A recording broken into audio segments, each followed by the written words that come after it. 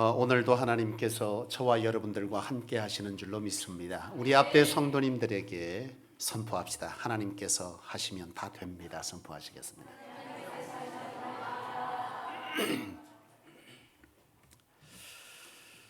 오늘은 어린이 주일입니다. 우리 어린 자녀들이 신앙 안에 참 잘 섰으면 좋겠어요. 주일학교에 다니던 아동부 아이가 있는데요. 그 아이가 습관적으로 교회 예배를 지각하는 아이입니다. 어머니가 이 아이에게 매일 일찍 깨워서 교회를 보내려고 해도 항상 늦잠을 부리고 늦는 거죠. 아니나 다를까 그 주일도 이 아이가 늦잠을 잡니다. 그래서 어머니 깨우는 거죠. 야, 이놈아 일어나라. 듣지도 않죠. 그래서 그날도 늑장을 부리고 노실렁노실렁 예배 시간을 넘어서 나가는데 엄마가 뒤에서 얘기하는 거야. 이놈아 니 그러다가 하나님 앞에 벌 받는다. 기뚱으로 안 듣습니다. 그리고 실렁실렁 가서 교회에 도착했어요. 이미 예배는 시작되어졌고 전도사님의 설교가 흘러나옵니다. 마침 그 교회 아동부실이 지하 1층이에요. 이 아이가 계단을 이렇게 저렇게 내려가다가 중간쯤 가다가 헛디뎌서 앞으로 자빠졌습니다. 굴렀어요. 이 아이가 너무 아파서 벌떡이 나면서 무릎을 막 만지면서 뒤를 휙 돌아보면서 한마디 했습니다. 하나님 굳이 이러실 것까지는 없지 않습니다. 참 우스운 얘기지만 우리 자녀들이 우리의 삶 가운데 하나님을 향한 이런 존재인식이 있기를 원합니다. 아까 우리 어린 자녀들을 위해서 한번 박수했지만 우리 어린 자녀들, 우리 아동부 또 우리 교회학교 청소년부, 우리 청소년의 날이 없어갖고 쟤들은 끼운 거예요. 청소년부가 중간에 조금 앉아있고 우리 아동부가 이쪽 편에 앉아있습니다. 우리 자녀들, 특별히 우리 교사 선생님들 위해서 이 시간 한번 박수로 격려했으면 좋겠습니다.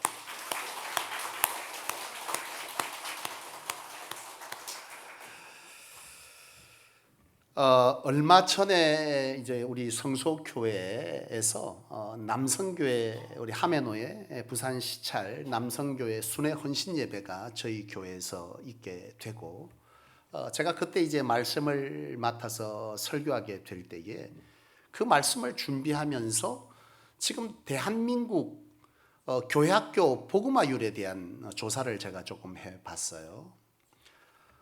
여러 자료들을 찾아서 보니까 데이터가 나와 있는데 작년 기준 2022년 기준 대한민국 기독교 복음화율이 3%라고 하는 것이 확인되었습니다. 여러분 3% 별로 실감이 안 나실지 모르지만 이 3%는요 보통 선교학에서 미전도 종족으로 분류합니다. 그러니까 대한민국이 지금 교회 학교는 미전도 종족 수준에 이르는 겁니다. 과거에 제가 이제 교육부서를 지도할 때 한 20여 년, 25년 전입니다만은 그때 제가 이제 부산의 항서교회에서 첫 사역을 했어요. 벌써 한 29년 됩니다. 첫 사역을 시작한 것은. 그때에 서부교회라고 있었어요. 항서교회에서 조금 건너편 쪽에 있는데 그 교회에 아동부 학생들이 1000명 정도 모였습니다. 그 남부민동 아이들 대부분이 그 교회를 출석했고 제가 지도하는 그 교회도 제 기억으로 아동부 아이들이 한 80명 정도 모였던 것으로 기억을 하는데요. 그때에 이제 그 서부교회 1000명 정도 아이들이 모이다 보니까 학교에 행사를 보통 이제 하게 되잖아요. 주말이든 오든. 그러면 그 학교에서 그 서부교회나 저희 교회로 공문이 옵니다. 왜냐하면 만약에 학교에서 토요일날 어떤 행사를 한다?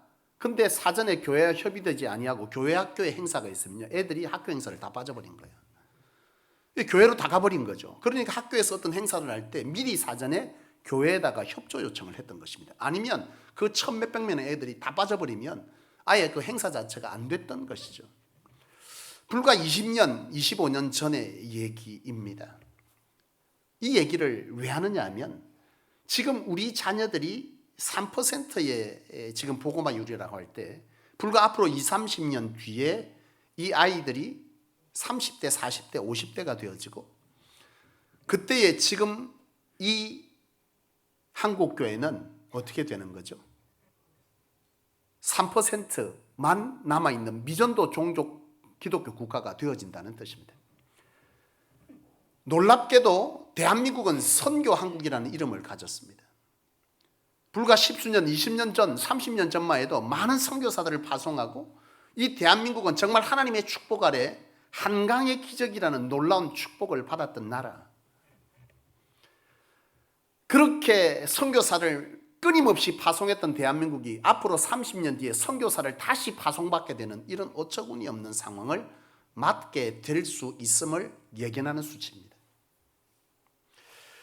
너무나 놀랍고 안타까운 일이지 않습니까? 그런데 더 안타까운 사실은 뭐냐 하면 이처럼 대한민국의 미래가 아주 신앙적으로 불투명한데 이러한 안타까운 사실에 대해서 지금 한국의 많은 장년층들의 기독교인들이 이 문제를 심각하게 받아들이고 있지 않다는 것이 더 안타까운 것이죠. 앞으로 이렇게 될 것이라는 것을 크게 염두하지 않습니다. 설마 에이 그렇게 되겠어. 그렇게 생각하지만 이것은 특별하게 지금 장년층대 교회들이 다음 세대를 떠올리며 교육하지 않는 한 이건 현실이 될 것이 뻔합니다. 여러분, 과연 이렇게 심각한 문제에 대해서 이러한 태도, 이런 현실을 마주하는 것이 과연 옳은 것이냐라고 하는 것을 이 시간 한번 생각해 볼 수 있기를 원합니다.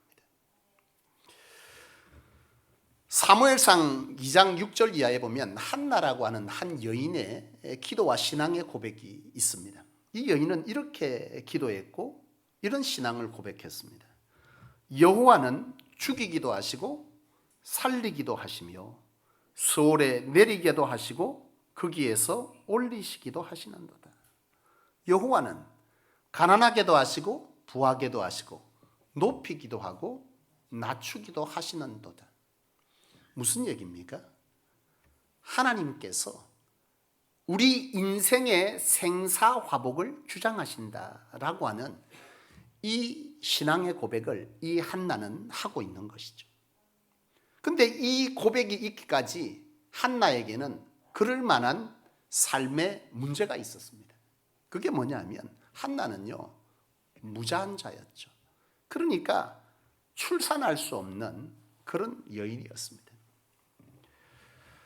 세상에서는 불가능한 일을 이 한나는 여호와께서 허락하면 된다라고 하는 그의 삶의 고통 가운데 당연한 것이 하나도 없다라고 하는, 하나님께서 허락하면 모든 것이 되어지고 하나님께서 허락지 아니하면 당연한 것도 당연한 것이 안 된다라고 하는 이 사실을 한나는 깨달았고 이 믿음으로 한나는 기도하기 시작한 것이죠. 불임의 여인이 하나님께 기도합니다. 여러분, 하나님께서 하시면 될 줄로 믿습니다. 저에게도 그런 경험이 있는 것이죠. 사실 제가 그전에 부산의 한 연산제일교회에서 제가 사역하던 그 교회에 집사님 젊은 네 분이 30대 중반, 중후반쯤 됐던 집사님 네 분이 있어요. 제가 그 교회에서 1년 동안 담임 사역을 대행할 때에 첫 대신방을 하는데 기도 제목이 올라왔습니다. 아이를 갖게 해주세요. 사실 이 부부는 시험과 나기를 여러 차례 시도했지만 되지 않았어요. 그래서 거의 포기 상태에 있는 상태고 너무 힘들어할 그때에 이분들의 기도 제목이 하나님 우리에게 자녀를 주세요입니다. 가능합니까? 불가능합니까? 믿습니까? 이 제목을 올렸다는 것은 하나님으로 가능하다고 믿기 때문에 기도 제목을 올리는 것이지 이미 의학적으로 안 되는 것은 안 된다라고 생각했다면 기도 제목을 올리지 않았겠죠. 기도 제목을 올렸습니다. 제가 그곳에 가정을 위해서 기도하고 신방 준비를 할 때 하나님께서 제게 주신 말씀은 그곳이 예배의 처소가 되게 하라였습니다. 가정이 예배의 처소가 되게 하라. 그래서 제가 그 메시지를 선포할 때에 그 부부가 그 얘기를 했습니다. 우리는 오래전부터 우리 가정이 그렇게 되기를 원했습니다. 선교사가 와서 쉬는 곳이 되고 목장원들이 와서 함께 예배하는 그런 곳이 되기를 원했지만 하지 못했습니다. 지금부터 하십시오. 그리고 하나님께 기도하십시오. 하나님은 우리의 생사화복을 주관하십니다. 그 가정이 하나님 안에서 자연적으로 임신하고 자연분만한 후에 제가 미국에서 잠시 들어왔을 때에 유학하던 중에 들어왔을 때 그분들을 시장 골목에서 만난 거예요. 순간적으로 아이를 딱 보는데 저 아이가 그 아이에게다는 직감을 한 거죠. 맞았습니다.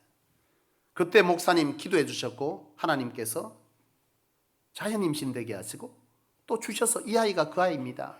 그렇게 얘기를 하는 것이죠. 하나님께서 하시면 다 됩니다. 왜 우리의 신앙은 어느 순간 세상의 지식과 세상의 상식의 선을 벗어나지 못하는 거죠? 과연 그 상식 안에서 일하시는 분이라면 우리가 따라야 될 이유가 있습니까? 정말 하나님은 우리의 상식을 넘어서 일하시는 분이시고 우리의 생사화복을 주관하시는 분이 아니셨습니까? 무엇을 기도하고 무엇을 간구하나요? 나는 오늘 저와 여러분들이 오늘 이 한나의 고백처럼 하나님으로 안 되는 것이 없고 하나님 없이 되는 것이 없다는 이 놀라운 믿음의 사실을 확신하고 이 믿음이 여러분 안에 있기를 원합니다. 한나는 그런 여인이고 한나는 사무엘을 그렇게 얻었습니다. 사무엘은 자라가면서 성경은 그렇게 기록합니다. 사무엘은 성전에서 늘 머물렀더라. 뭐한 거죠? 성전에서? 말씀과 예배에 집중한 것이죠. 한나는 이 부모로부터 생사화복을 하나님이 주장한다는 사실을 이미 신앙으로 전수받았고 엘리 제사장으로부터 말씀과 예배 훈련을 받았고 결국 이 사무엘은 우리의 역사 속에 남아있는 이스라엘의 가장 위대한 지도자 중에 한 사람이자 선지자가 됐습니다. 우리의 인생의 모든 일들이 하나님 허락 없이 되는 것은 없습니다. 당연한 것처럼 생각하는 그것이 우리는 잃어보면 당연한 것이 아닌 줄 알죠. 우리에게 당연한 것은 하나도 없습니다. 하나님께서 멈추시면 멈추어질 것이고 하나님께서 걷게 하시면 걷게 되는 것이 인생이자 가장 미천한 자의 자리에 있던 우리도 하나님께서 세우면 가장 높은 자가 되죠. 하나님은 말씀하십니다. 높은 자를 들어 가난한 자로 높은 자를 낮은 자를 들어 높은 자 부한 자를 부끄럽게 하실 것이다. 이것이 우리의 상식을 넘어선 하나님의 일하시는 방식인 줄로 믿습니다. 나는 오늘 저와 여러분들이 이 생사화복, 이 세상의 모든 것들을 주장하시는 유일신 하나님이 우리 하나님인 줄 믿는 이 믿음의 확신이 여러분 안에 확실되어지기를 주의 이름으로 축원합니다. 그런데 말이죠, 사무엘상 2장 12절 이하에 보면 이 사무엘과 또 한나와 전혀 반대되는 인물이 소개되는데 그 사람은 바로 엘리 제사장이자 그의 두 아들 홈리와 비느하스라고 하는 자녀입니다. 이 엘리 제사장은 사무엘의 스승입니다. 위대한 사무엘을 만들어냈던 스승인데요, 놀랍게도 이 엘리 제사장의 두 아들은 신앙적이지 못했어요. 사무엘상 2장 12절 17절에 관해서 엘리의 아들들을 이렇게 기록하고 있습니다. 엘리의 아들들은 행실이 나빠 여호와를 알지 못하더라. 17절은 이 소년들은 죄가 여호와 앞에 심히 크면 그들이 여호와의 제사를 멸시함이로라. 여러분, 제사장의 아들인데요, 하나님을 몰랐대요. 그들이 하나님의 예배 제사를 멸시했답니다. 여기서 몰랐다는 말이 지식으로 몰랐다는 것일까요? 아니죠. 이 자녀들은 이미 아버지로부터 제사장으로부터 하나님에 대한 지식을 이미 오래전부터 들어왔습니다. 문제는 뭐냐? 이 하나님이 진정 그들의 삶 가운데 체험되지 못했다는 것이죠. 철저하게 예배의 실패자, 하나님을 멸시한다. 하나님의 제사를 멸시하는 것은 하나님이 없다는 삶을 살았다, 하나님을 멸시했다는 뜻입니다. 하나님이 없는 것처럼 사는 것이 바로 하나님을 멸시하는 거죠. 이 자녀들, 이 두 아들들은 하나님을 멸시했습니다. 이 멸시한 것은 엘리 제사장이 정작 사무엘과 많은 사람들에게 제사장의 역할을 하느라 정신이 없어 설마 내 자식이 그러려니 하고 잘못된 길로 가는데도 그냥 방관한 거죠. 그것이 결국 이 자녀들은 여호와의 제사를 멸시하는 데 이르게 된 것이고 그 문제들이 이미 아버지에게 알려졌음에도 불구하고 아버지는 굳이 그것에 대해서 관여하지 않았다는 뜻입니다. 결국 이 두 아들은, 결국 엘리 제사장은 성경은 기록합니다. 제사장의 가문에서 끊쳐졌더라. 오늘 여러분들의 자녀들이 엘리 제사장의 아들들과 한나의 사무엘, 어느 쪽 자녀들이 여러분들의 자녀가 되기를 원하십니까? 가만히 계신 거 보니까 될 대로 되라 아닙니까?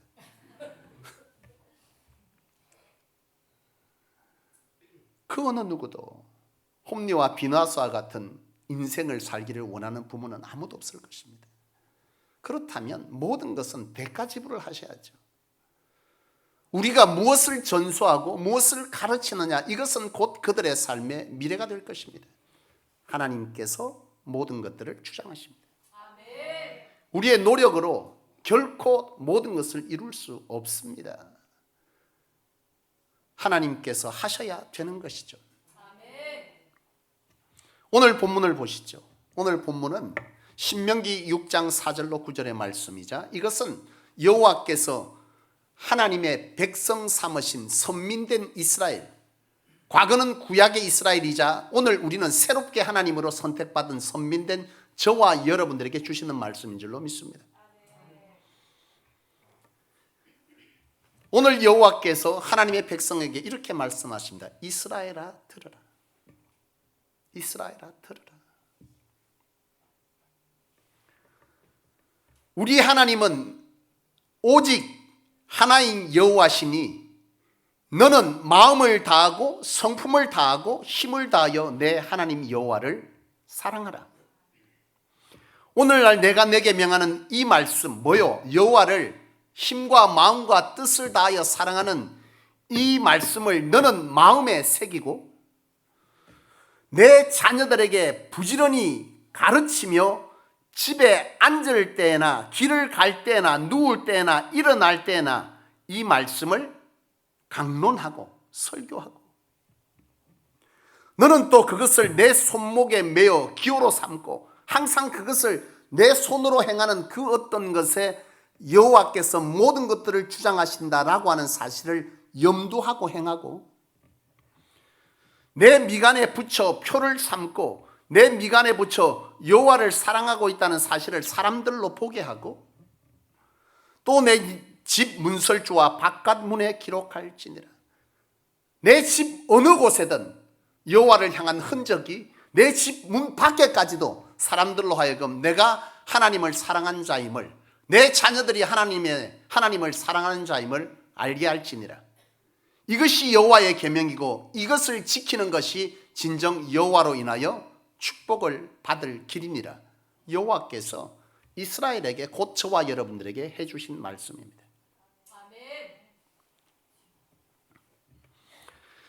이것이 너희가 잘되고 이것이 너희가 사는 유일한 길임을 여호와는 하나님의 백성들에게 말씀해 주신 것입니다. 이것이 유일한 길입니다. 오늘 여러분 자녀들에게 무엇을 전수하고 무엇을 가르치고 있습니까?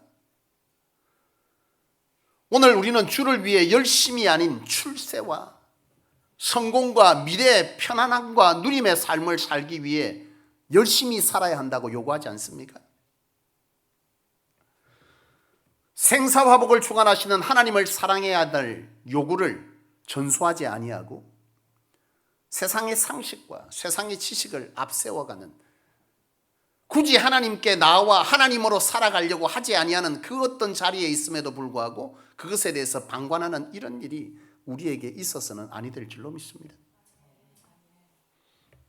하나님을 사랑하는 것이 무엇일까요?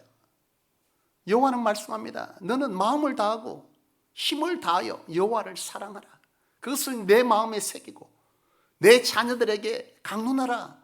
잘 때든지 일어날 때든지 누울 때든지 걸어갈 때든지 그들에게 강론할 것이며, 너희의 손에 그리고 너희의 삶의 자리에 그것들을 기록하여 그 자녀들에게 신앙을 전수시키라.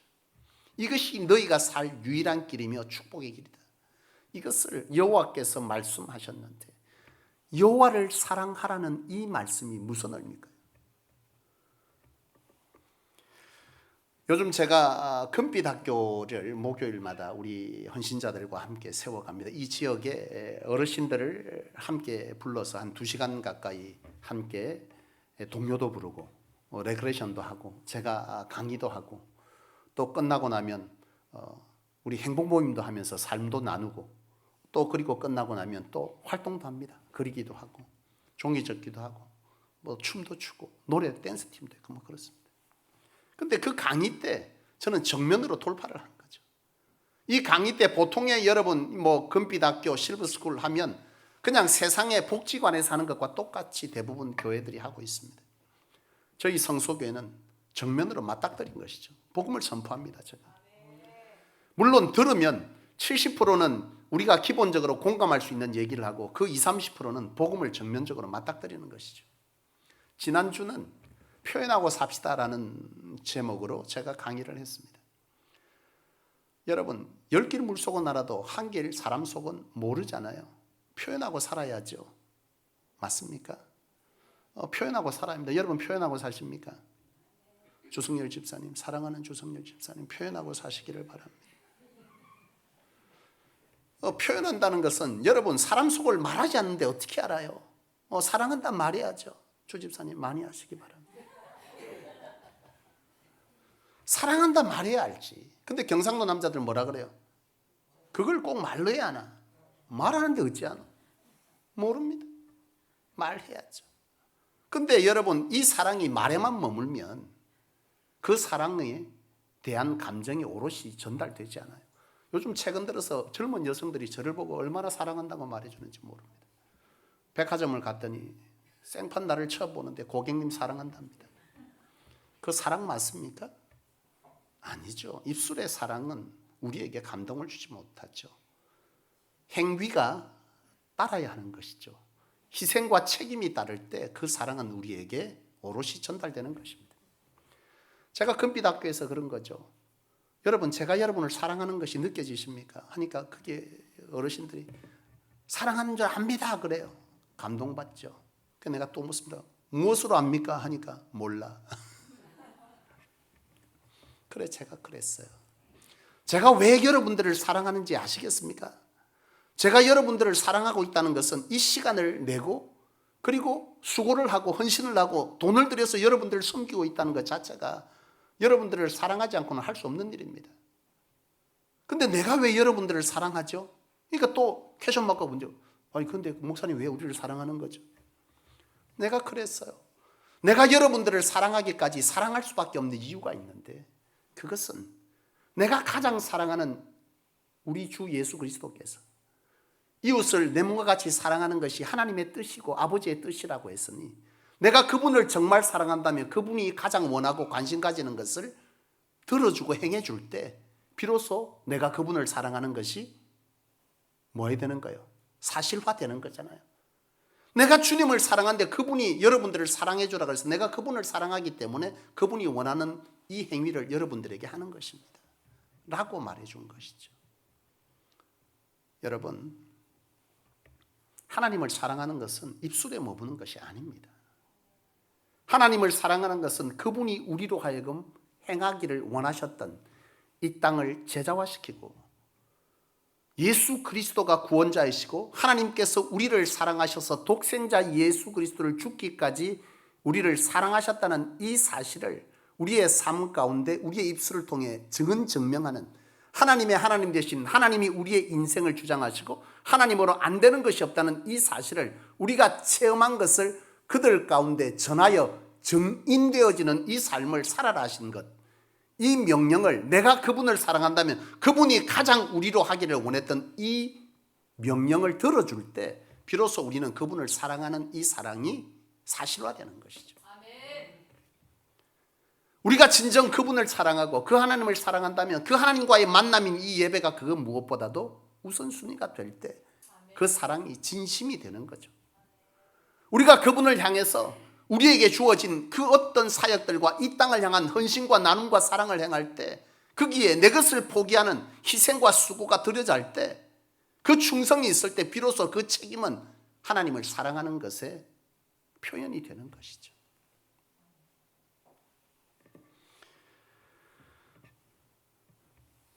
여러분, 하나님은 바로 이것을 입술에 우리 자녀들로 우리가 가르치는 다음 세대에게 가르치라 하시고 우리가 가슴에 새겨서 가르치고 앉을 때든지 일을 때든지 어떤 때도 그들에게 가르치고 입술에 머무는 것이 아니라 우리의 삶의 현장에서 우리가 하나님을 염두하고 그분을 사랑하는 모습을 그들 가운데 보여주어 그들로 그 길을 따르게 하라. 이것이 바로 오늘 본문의 말씀인 것입니다. 제가 교사 교육부에 여러 가지 이제 관심과 기도를 해야 되는데 최근 들어서 제가 성소교회가 이제 10년을 개척하고 10년 된 교회 아닙니까? 마음이 급했어요. 개척하고 5년 만에 우리가 부산에서 전부 이주해서 이곳에 오고 하나님 성전 주시고 앞에 또 새 성전 부지를 구입하는 이런 놀라운 일들 하나님 하게 하신 때 하나님의 교회를 빨리 세워야 한다는 하나님보다 앞선 생각이 제 안에 있었던 것 같아요. 하나님께서 많은 자들을 작년도에도 한 40여 명을 보내주시고 교회를 등록하게 할 때 빨리 준비시켜서 하나님께서 사람을 부어줄 때 이곳에 하나님의 구원자들을 담아야 되겠구나 하는 생각이 앞서서 그 전에 신앙했던 분들을 빨리 교회 학교든 어디 부서든 헌신자들로 막 세웠던 것이죠.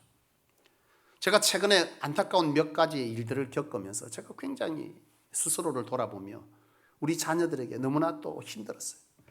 내가 우리 자녀들을 위해서 좀 더 신중했어야 했다. 자녀들을 가르치는 이 자리에 관해서 내가 좀 더 신중하게 검증했어야 했다. 이런 생각이 들어졌습니다. 우리 사랑하는 자녀들, 우리의 미래입니다. 내 자식이 아니라고 우리의 미래가 아닙니까? 이들은 나와 여러분들의 자녀이자 우리 성소교회 비전의 미래가 저 아이들입니다.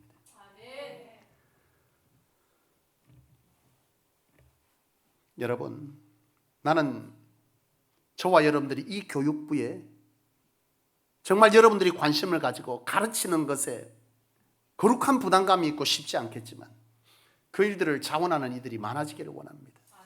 이 고민을 제발 좀 들어주십시오. 사랑하는 여러분, 우리 자녀들을 위한 교사들을 지원해 주시고 저들을 위해서 수고해 주십시오. 사실 가장 빛나지 않는 자리가 교사입니다. 여러분, 성가대는 지금 여러분 옷도 달라. 앞에 서갖고 얼굴도 다 알아. 금방 표나. 이 자리는 또 아무도 못해. 소리가 아름다워야 되고 미모가 뛰어나야 돼.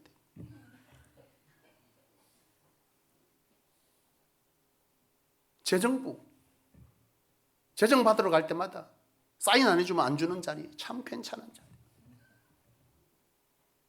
우리 권사님들, 집사님들 힘들지만 그래도 저분이 뭐 하는지 알아. 저분이 도대체 우리 교인인가 뭐 하는가 제일 표 안 나는 자리가 교회학교 교사입니다. 왜냐하면 예배 시간도 겹치질 않아요. 정말 표 안 나고 근데 가장 손이 많이 가고 정말 기도할 수밖에 없는 그런 자리가 바로 교사죠. 그러나 우리 모두가 다 귀한 헌신이고 하나님께 인정받을 일이 되겠지만 나는 저 교회학교 교사들의 자리가 하나님의 시선이 참 오랫동안 머무는 자리라고 확신합니다. 아멘. 여러분 함께 기도해 주시기를 원합니다. 저분들을 위해서 격려해 주시기를 원합니다. 아멘. 우리 자녀들을 위해서 여러분 함께 힘써 주시기를 원합니다. 그런데 여러분, 이처럼 하나님께서 주신 이 말씀을 저들에게 전수하는 것이 저들이 유일하게 복받는 길이고 저들이 이 세대를 바꿀 수 있는 길인 줄로 믿습니다. 그런데 중요한 것은 뭐냐? 그 가르침도 소귀의 읽기가 안 되게 하기 위해서는 우리가 반드시 해야 될 것이 있습니다. 그것은 기도입니다. 우리가 아무리 말을 하고 강론하고 설교를 하고 그러나 여러분 그 자녀들이 바뀌는 것은 그들도 바뀌기를 끊임없이 예배 때마다 결정하고 결단해 보지만 그들의 삶이 오래가지 않아 다시 무너지는 이유는 우리 인생은 원래 그런 거예요. 하나님께서 우리를 지을 때 우리의 재료는 흙, 원어에 보면 먼지였다니까 여러분.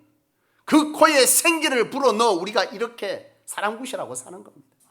그러나 사람의 근본은 원래 먼지예요. 작심삼일이란 말이 왜 있겠습니까? 우리가 해보겠다고 결심하지만 3일만 지나면 나도 나를 컨트롤할 수가 없어요. 그게 우리 인생이라니까 여러분. 우리 자녀들이 생각이 없는 것이 아니에요. 저들도 부모를 보고 열심히 해야 되겠다. 끊임없이 수도 없이. 그리고 신앙 가운데 은혜 안 받는 게 아니야. 한 번씩 졸아도 쟤들한테 물어보면 요즘 애들은 졸면서 들을 거 다 들어. 희한해. 근데 저들이 여러분 왜 그렇게 살지 못하냐고요. 니 왜 그거밖에 안 되노? 아무리 말해도 걔들 속 얘기 들으면 나도 하고 싶은데 안 돼. 우리도 그래놓고 왜 아이들에게는 당연한 것처럼 요구하시나요? 그곳에 뭐가 필요한 것이죠? 하나님의 은혜가 필요합니다. 하나님의 은혜 없이 되는 것은 없다니까 여러분. 믿는 것도 하나님의 은혜가 임해야 믿고, 우리의 행함도 하나님께서 도와주셔야 그 일을 행할 수 있어요. 작심 3일이 작심 100일 되고 1년 되고 3년 되고 10년 되고 평생 되는 겁니다. 오늘 우리의 기도는 땅에 떨어지지 않아요. 어거스틴이, 그 망나니가 우리가 아는 어거스틴이 되기까지 그의 어머니의 기도는 수십 년의 기도가 있었다니까 여러분. 오늘 여러분들이 기도하며 당장 어떤 결과들이 보이지 아니하지만 여러분들의 기도와 우리 부모님들의 기도는요, 당장은 아니어도 그 기도는 결코 땅에 버려져서 밟히지 않는다는 것을 여러분 아셔야 합니다. 사랑하는 여러분, 자녀들을 위해서 제대로 가르치고 그 가르침이 그들의 삶의 결실과 열매가 되어 우리에게 받은 교회를 교회되게 하는 이 일을 저들이 감당하도록 하기 위한 기도를 여러분 결코 놓치지 않아야 할 줄로 믿습니다. 우리로 하는 것 아닙니다.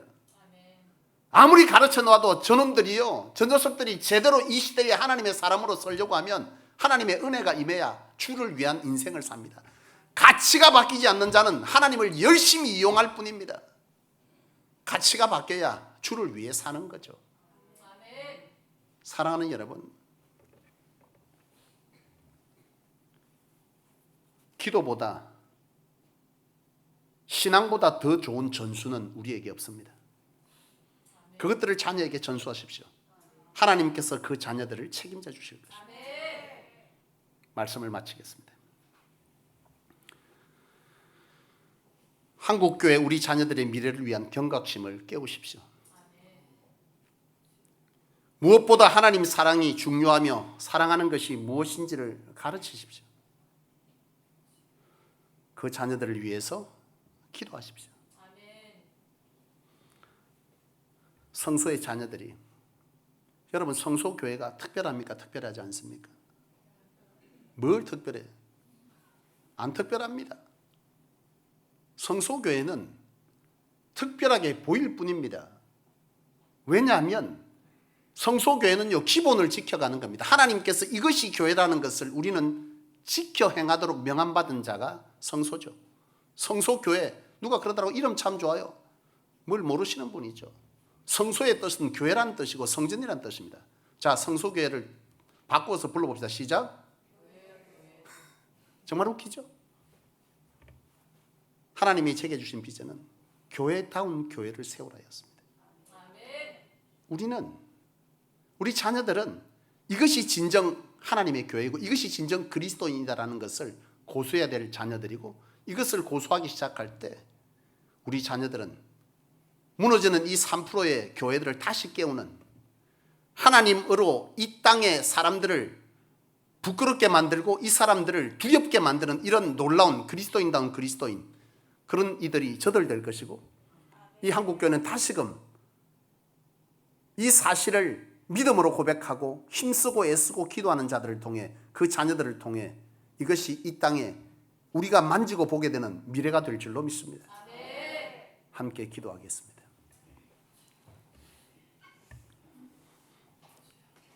살아계신 아버지 하나님, 감사합니다. 하나님을 예배할 자가 비어지는 이 시대에